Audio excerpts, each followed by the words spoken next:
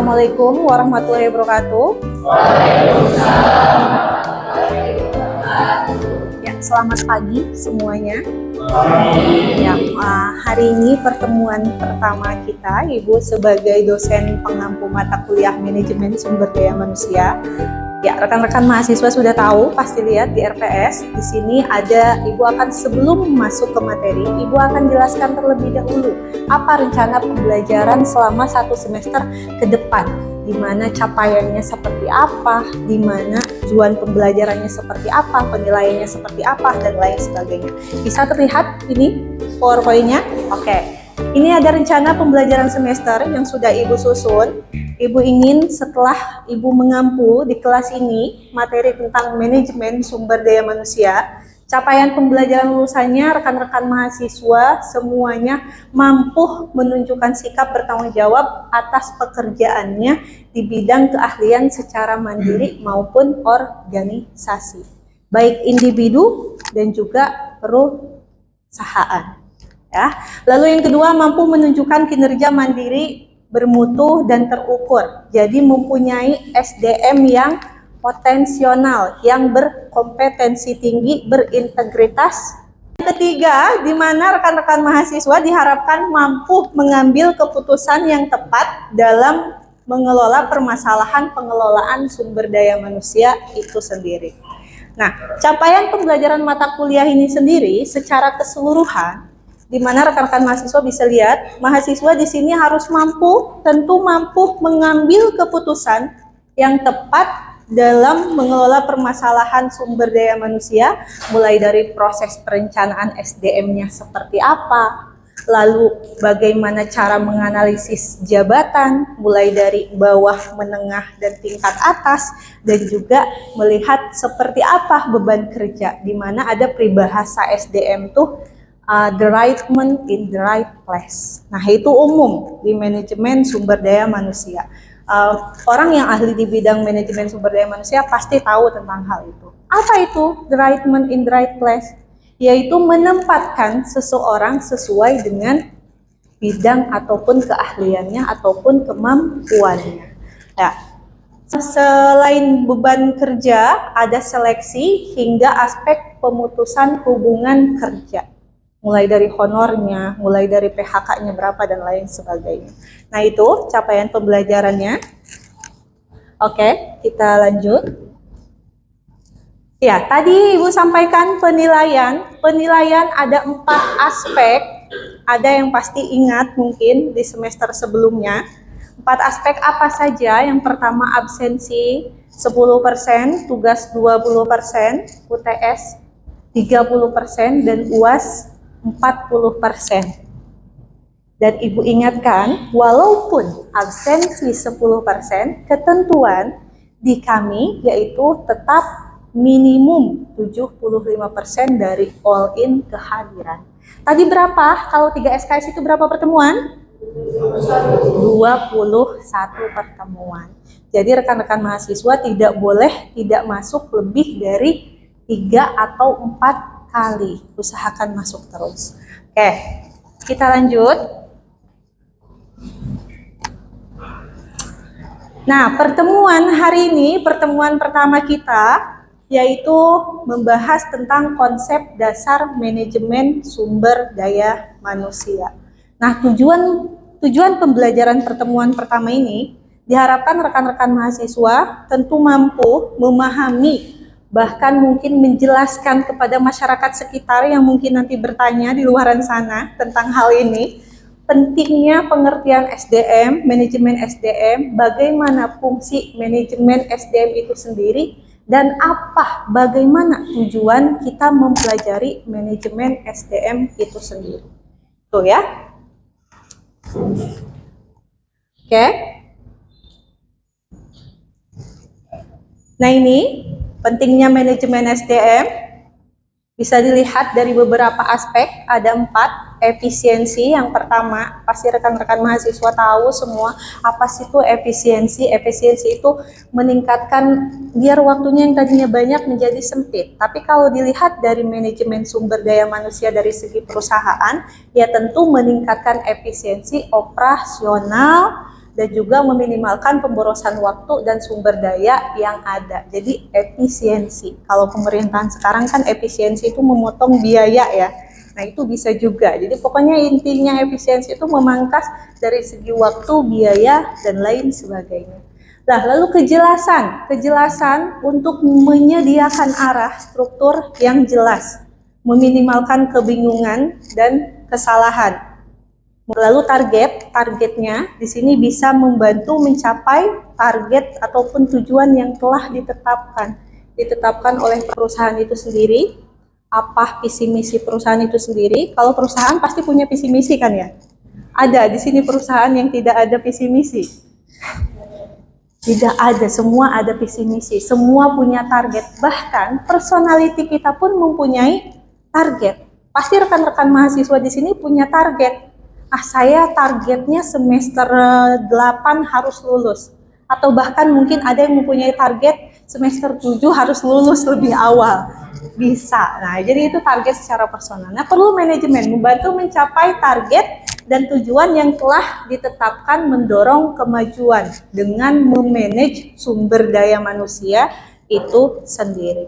Oke, lalu yang terakhir motivasi. Kenapa motivasi? Motivasi tentu untuk meningkatkan motivasi dan moral tim yang ada dalam seluruh organisasi.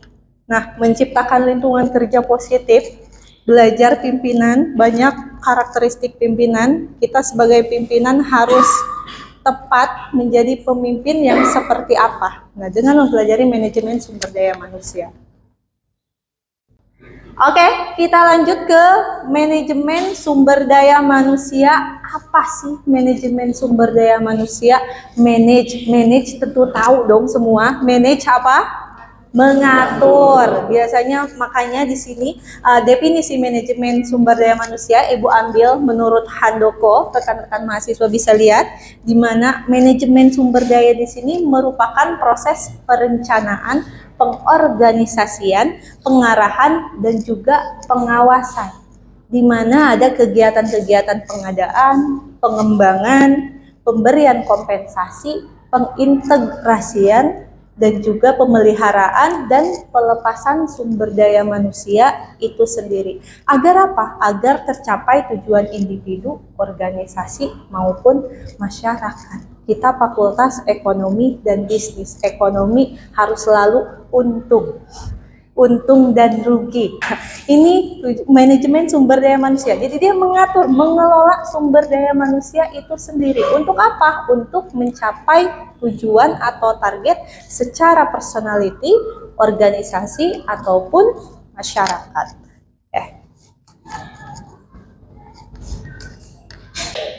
Selanjutnya, prinsip dasar manajemen itu sendiri. Biasanya, rekan-rekan mahasiswa pasti dengar POAK. POAK, P-nya itu planning. Itu Ibu merimain agar ingat prinsip dasar manajemen itu apa? POAK. Udah, ingat P-nya. Planning. Planning, perencanaan. O-nya organizing, lalu A-nya actuating, lalu keempatnya controlling. Jadi remind biar rekan-rekan. Karena ini apa? Ini prinsip dasar manajemen. Semua perusahaan menerapkan hal tersebut. Sekarang gini, budaya di Indonesia itu ramai kan, bahwa di mana meeting terus tiap hari. Betul tidak? Nah, karena apa?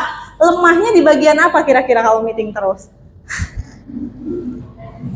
Terus aja planning, perencanaan, kita akan merencanakan ini, ke depan pemasaran akan dilakukan ini, rencana ke depan nanti akan seperti ini, tetapi tidak ada actionnya, activatingnya, tidak ada pelaksanaannya, dan tidak ada controllingnya. Ada pelaksanaannya, karyawan mengerjakan, lalu pimpinan tidak mengawasi. Tidak semua orang bertanggung jawab, mempunyai integritas yang tinggi. Makanya penting ini prinsip dasar manajemen yang digunakan banyak perusahaan, di mana beliau melakukan planning terlebih dahulu, perencanaan, yaitu meeting briefing, seminggu bisa 2 atau 3 kali, ya. Meeting briefing, lalu pengorganisasian. Nah, membangun struktur organisasi yang sesuai dengan beban kerjanya, sesuai dengan salarinya, gajinya, sesuai dengan keahlian dan juga kemampuannya, di mana seperti yang tadi Ibu sampaikan, yaitu the right man in the right place. Itu akan lebih baik, walaupun sekarang banyak gado-gado gitu ya, campur aduk. Orang lulusan apa tetapi bekerjanya di bidang apa, banyak. Karena apa? Kebutuhan sekarang yang penting bekerja, tidak perlu sesuai dengan keahlian dan lain sebagainya. Lalu yang ketiga, pelaksanaan. Nah, pelaksanaan ini action, membimbing, memotivasi anggota tim untuk mencapai tujuan bersama, yaitu visi misi perusahaan itu sendiri. Biasanya perusahaan apapun, mau jasa ataupun produk, yang penting jualan. Yang penting jualan. Bagaimana jualan? Nah, pelaksanaan membimbing, memotivasi mencapai tujuan bersama dengan melakukan penerapan rencana yang tadi sudah di brief, yang tadi sudah dilakukan meeting dan lain sebagainya. Nah, lalu dilaksanakan. Setelah itu pengawasan, controlling, memantau bagaimana kinerja yang sudah dilaksanakan, yang sudah dilakukan oleh karyawan itu sendiri setelah melakukan perencanaan. Apakah sesuai dengan SOP yang ditetapkan ataukah tidak? Nah, itu kita perlu pengawasan yang jelas, memantau kinerja, mengevaluasi hasilnya seperti apa, apakah sesuai atau tidak, ada miss atau tidak, data yang ada juga seperti apa. Biasanya nih pengawasan, nanti akhirnya pengambilan keputusan itu dilihat dari data orang itu sendiri, cara pengambilan data. Contohnya misalkan ke bidang pemasaran. Pemasaran ingin penjualan bulan depan naik, sementara evaluasi bulan sebelumnya datanya tidak valid. Apakah akan berpengaruh, berfungsi dengan keputusan yang ada, walaupun perencanaannya mantap. Perencanaannya sudah sangat bagus sekali, tetapi tidak sesuai karena datanya tidak valid. Makanya perlu pengawasan, perlu controlling, pimpinan orang yang lebih ahli. Baik, dari yang sudah tadi Ibu sampaikan sampai ke prinsip dasar manajemen, ada pertanyaan yang ingin ditanyakan sebelum Ibu lanjut? Oke, silakan. Selamat pagi semua. Pagi. Perkenalkan, saya Restu Amelia Gunawan. Di sini saya mau bertanya tentang terkait manajemen SDM. Oke. Mengapa manajemen SDM itu penting untuk perusahaan di tengah era digitalisasi ini cukup berkembang pesat? Seperti yang kita tahu ya, perusahaan seperti Shopee itu kemarin baru saja memphk beberapa karyawan. Masalahnya bukan karena cash flow, tapi mereka menggantikan SDM dengan menggunakan AI. Itu bagaimana ya? Oke, baik. Pertanyaannya sangat bagus sekali. Berikan aplaus untuk Restu. Ya, betul. Sekarang manajemen sumber daya manusia lagi ketar-ketir. Kenapa? Why? Karena semua digantikan dengan digitalisasi. Semua era digital ini sampai live TikTok, misalkan seperti contoh desain grafis, sekarang edit untuk editor misalkan Shopee dan lain sebagainya itu bisa digantikan oleh AI. Lalu kenapa kita masih penting, masih harus mempelajari manajemen sumber daya manusia? Hal itu karena yang menciptakan AI siapa? Manusia. Tidak akan bisa ada yang melampaui manusia. Manusia itu adalah harta dan pelopor pertama bagi perusahaan. Makanya rekan-rekan mahasiswa, mungkin jika ada yang agamanya lain, dalam Islam manusia itu yang derajatnya paling tinggi.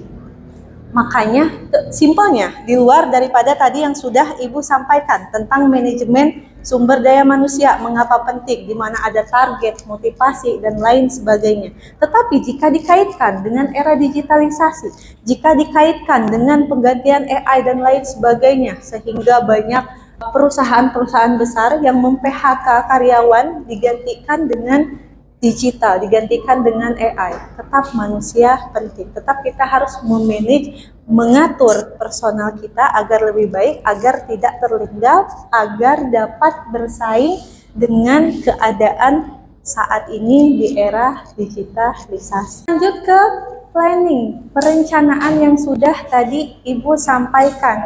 Membuat apa? Tadi sudah Ibu sampaikan juga, di mana dalam sebuah perusahaan itu pasti ada meeting, briefing, rapat untuk menganalisis masalah. Biasanya pimpinan bertanya, ada masalah apa hari ini? Ada yang perlu intervensi dari Bapak atau tidak? Maksudnya pimpinan bukan menyuruh untuk mencari masalah karyawan tersebut, bukan demikian. Tetapi meminta untuk jika ada masalah disampaikan lalu diintervensi, misalkan apakah perlu biaya yang lebih dari pimpinan atau perlu action atau kekuasaan yang lebih dari pimpinan untuk menyelesaikan masalah itu sendiri. Nah, perencanaan ini tujuannya untuk apa? Tentu perencanaan mempunyai tujuan yang ingin dicapai pasti tahu. Makanya kalau pimpinan itu biasanya dalam sebuah perusahaan sebelum briefing ataupun meeting, rapat dan lain sebagainya, pasti meminta tolong dipersiapkan data-data yang akan dibahas. Jangan datang ke ruang meeting dengan kepala kosong. Karena mempunyai tujuan. Harus. Tujuannya apa?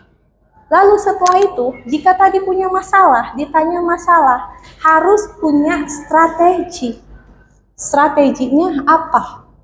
Jangan setiap waktu rapat, menurut Bapak gimana cara rekan-rekan mahasiswa digantikan oleh AI? Ya sudah deh, saya cari strategi di chat GPT saja, nggak perlu tanya karyawan dan lain sebagainya. Nah, jadi perlu merumuskan strategi untuk mencapai tujuan. Biasanya pimpinan tidak langsung mengambil keputusan, tanya satu persatu kepala dalam briefing tersebut, nanti dianalisis, dilihat strategi apa yang baik seharusnya.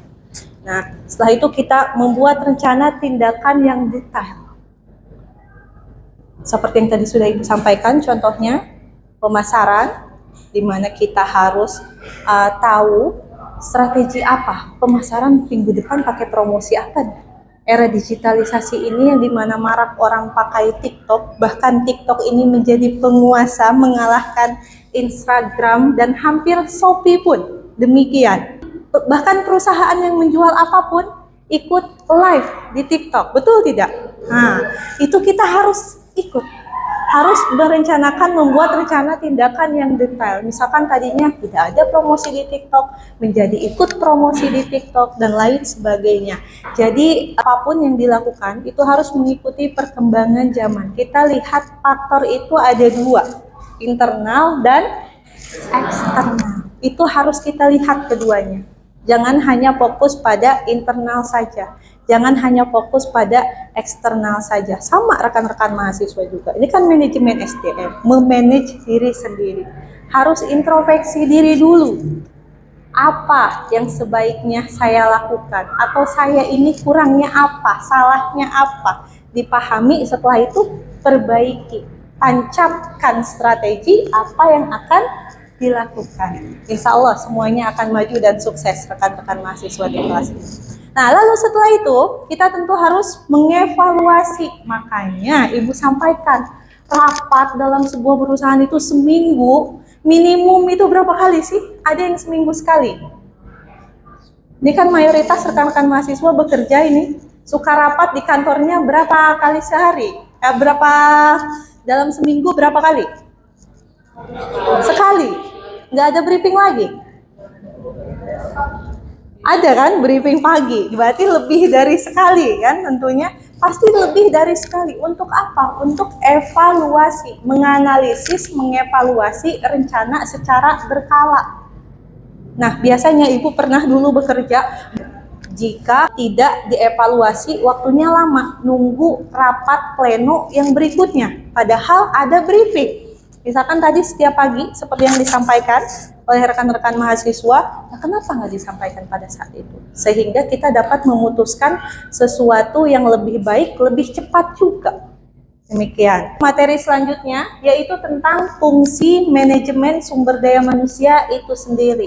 Nah, di sini Ibu ambil dalam tugasnya, karena fungsi manajemen itu banyak. Ada fungsi dalam fungsi manajemen itu sendiri, fungsi lini dan lain sebagainya. Nah, ini dalam tugasnya. Ada berapa? Ada 3. di mana yang pertama itu fungsi manajerial. Apa fungsi manajerial? Jadi dia memanage, merencanakan pengorganisasian, pengurahan, dan pengendalian.